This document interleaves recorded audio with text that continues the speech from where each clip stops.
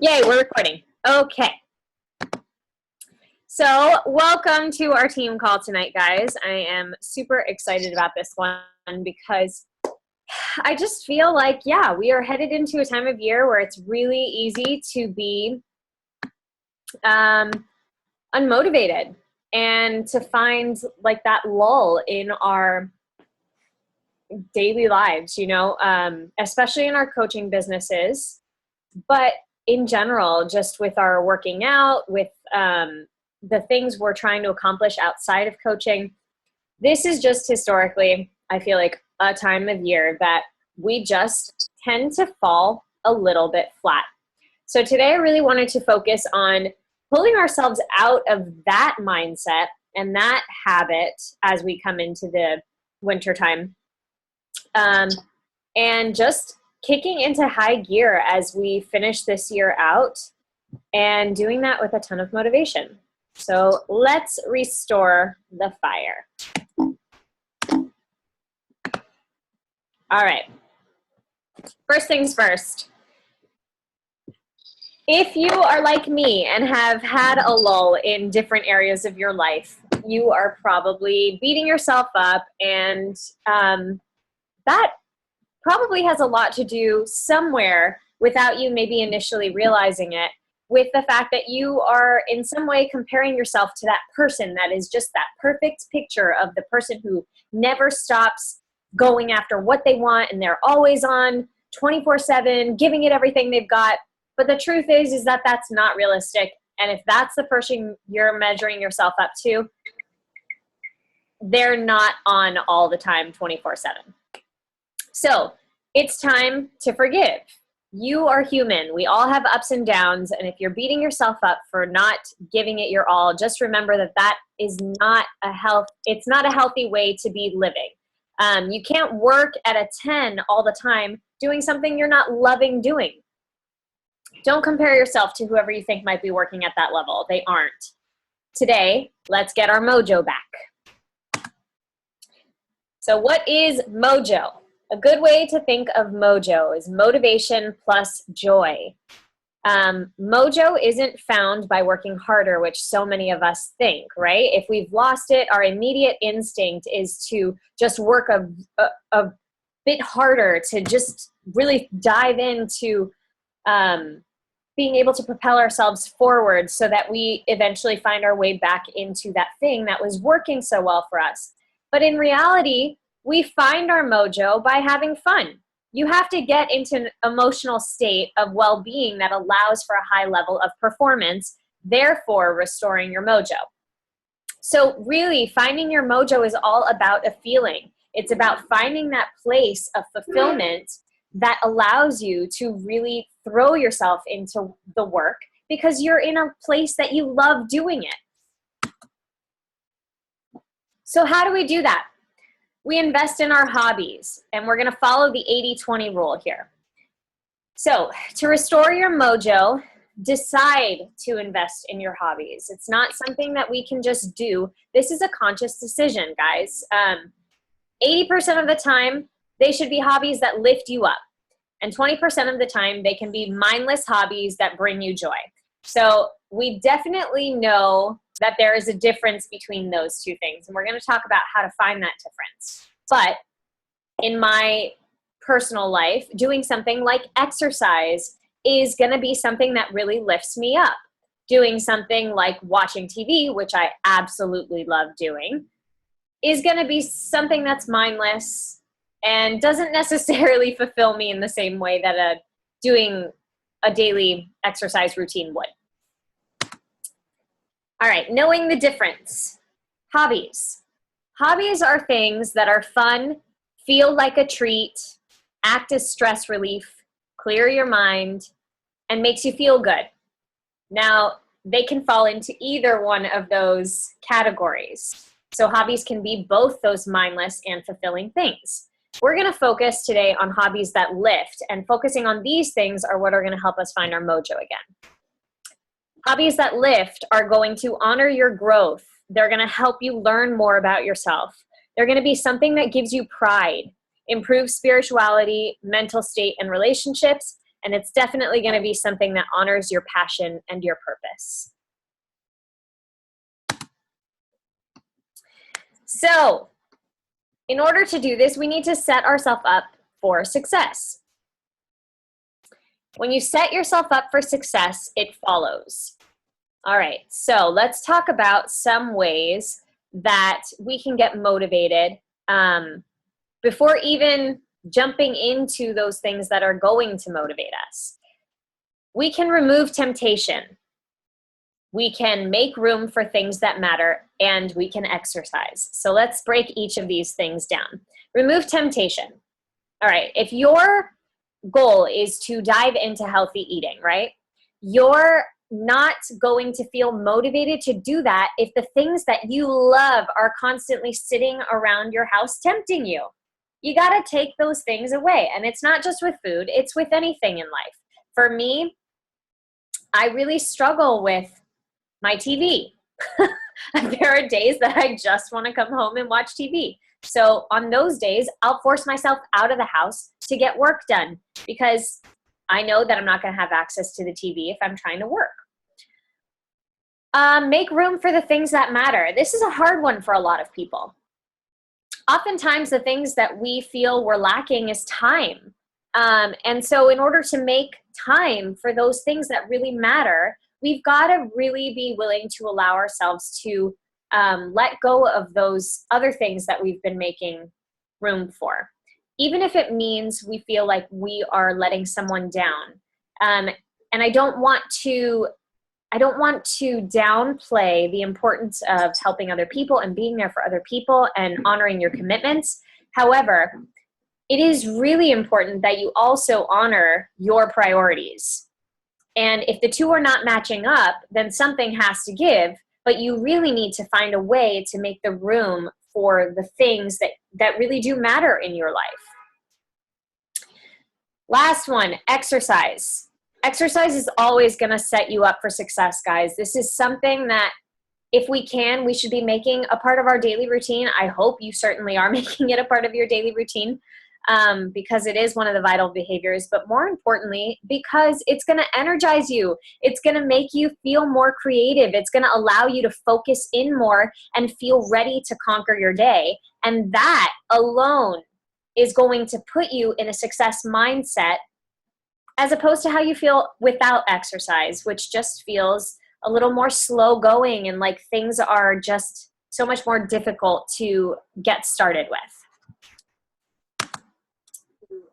So let's talk about 8 tips that help you to get going.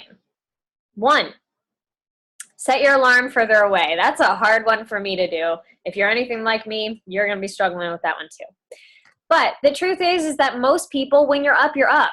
So if you are needing to get going, but really struggling with, I just don't want to get out of bed, it's so comfy here, then this one's for you. Set your alarm further away. If you're not going to honor yourself and say, when that alarm goes up, I'm taking the covers off and getting out of bed, try putting your alarm on the other side of the room. Force yourself to get up, walk, get the phone, turn it off. You can sit back down in your bed, but chances are that once you've done the motion, gotten out of bed, you're not going to be falling back asleep right away. All right, 2, create a go-to playlist. Now, this isn't something that, like me, when I like to work, is like coffee shop vibe. You need to be creating something that is going to pump you up, something that has a feel that energy starting to shift in you. You feel yourself kind of bopping to the beat. That is the kind of music you want. Create a playlist that offers a ton of that. So in the moments where you are just feeling really unmotivated and like you don't want to get going, you've got something that's jumbling that energy inside of you so that you can just dive right into it. 3, promise yourself to do 5 minutes. All right, so whether it's a workout, whether it's inviting, anything in your life, something that you really don't want to do, if you promise yourself that you're going to do at least 5 minutes, typically what happens is that we get started in the workout and then we're through those 5 minutes and we're like, oh, okay, I can do this. But the problem is starting most of the time. So if you just commit to allowing yourself to do those 5 minutes, no matter what, and you're still not feeling it after those 5 minutes, then you can let it go and give yourself the permission to move on. But promise yourself those 5 minutes so you can at least work toward getting started. Chances are once you get started, you're going to be just fine. It's finding that motivation to get going in the first place. 4, keep a folder for inspiration. So for me, these are some of the general things that I like to think about when I am really struggling to get my invites out for the day, or when I just don't want to do my workout. I've really started to think of my workout as, if I don't work out, I don't get paid. I'm just correlating the two hand in hand. And that helps me personally. But having physical images that you can go through and look at, for me, the idea of being able to have kids and not have to worry about being able to support them or be living paycheck to paycheck, that's something that really drives me. Being able to stay fit and strong, especially after pregnancy, that is something that drives me. The idea of having this beautiful closet, like, who wouldn't want that? And all of that's going to come, I believe, with the work that I'm putting in daily with Beachbody, with being able to spread that toward other people. I believe that these are all possibilities. So remind yourself of those things through images that you really want to achieve, whether it's with Beachbody or anything else in your life.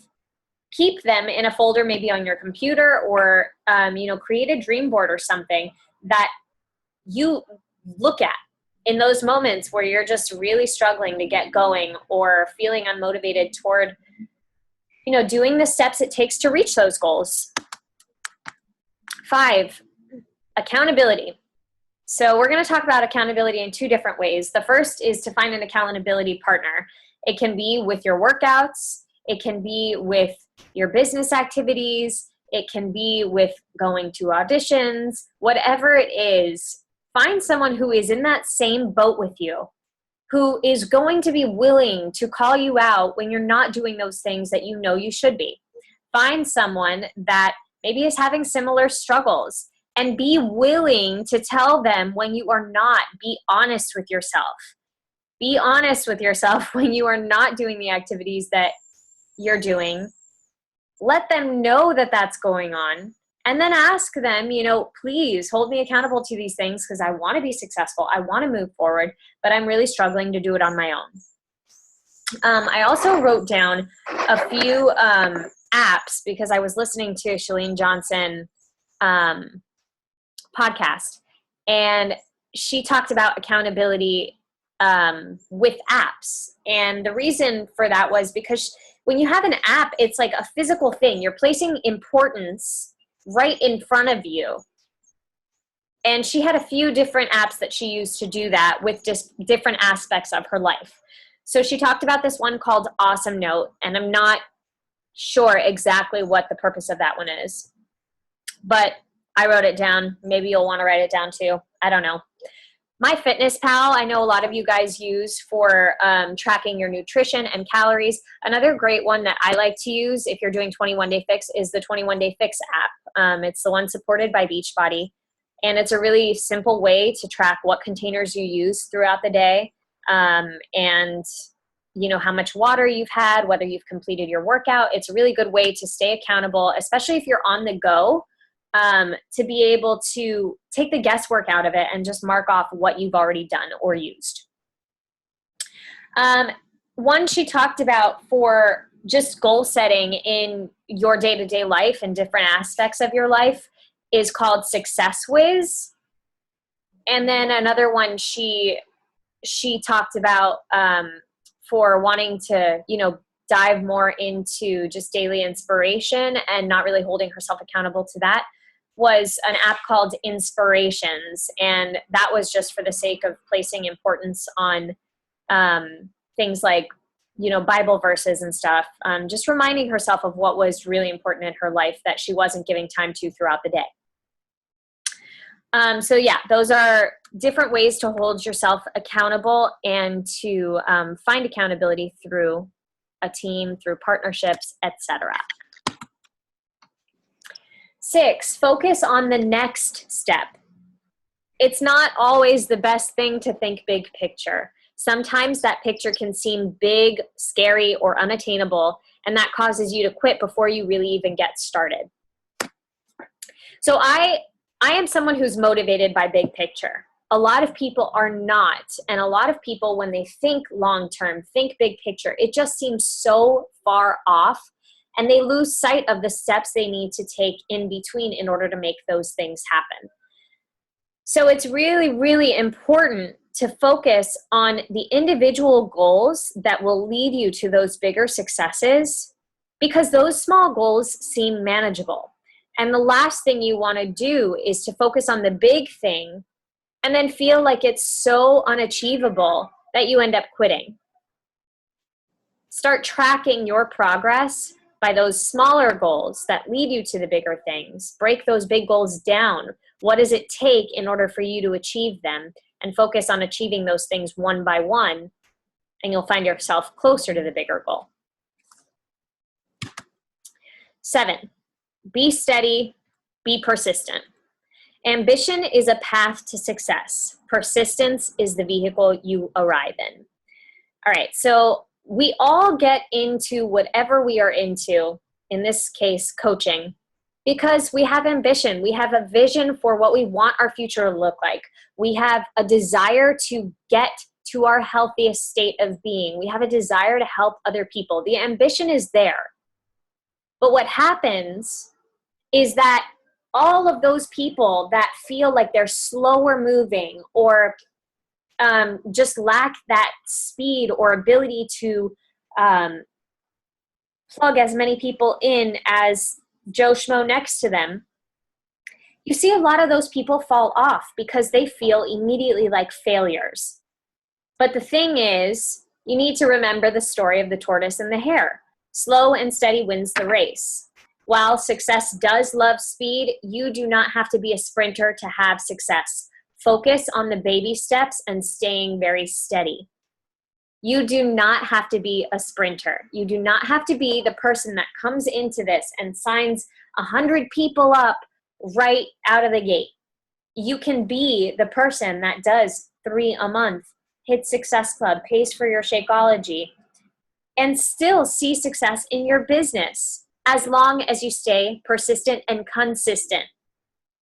It's about continuing to find the focus and will to keep going so that you can see the success. But if you compare yourself, if you allow yourself to feel like a failure because you're not moving as quickly as someone is next to you, then you're just going to find yourself quitting. And that can be in your fitness journey too. There are going to be those people that immediately come into the challenge and they lose 15 pounds just right off the bat. I'm certainly not that person. If I lose 2 pounds, I'm lucky. So you just can't compare yourself to the people next to you, and you need to know that your journey is your own.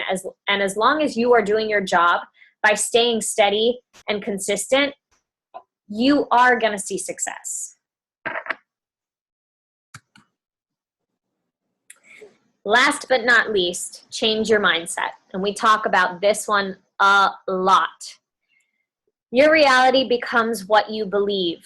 So tell yourself you are what you want to be. This one is so important, guys. If you allow yourself to focus on the complaints around you, if you allow yourself to focus on the criticisms you received, and you tell yourself, I'm not talented enough, or I struggle with recruiting, or my paycheck is not as big as I want it to be, or I'm not losing as much weight as I want to be, then that's going to be your reality because that's what you're telling yourself. On the other side of that, if you tell yourself, I am a 2-star diamond, I am a successful 6-figure income earning coach, I am a premier coach, I am on Broadway, I am love, I am success, I am confident, I am whatever it is, that's what you're going to be, because that's what your reality becomes, since that's how you're talking to yourself. This is about choosing to focus on the positive. This is about choosing to be the thing that you believe somewhere inside of you that you can be if you just allow yourself to be it. We are the only thing that can get in our own way, guys. So don't let yourself.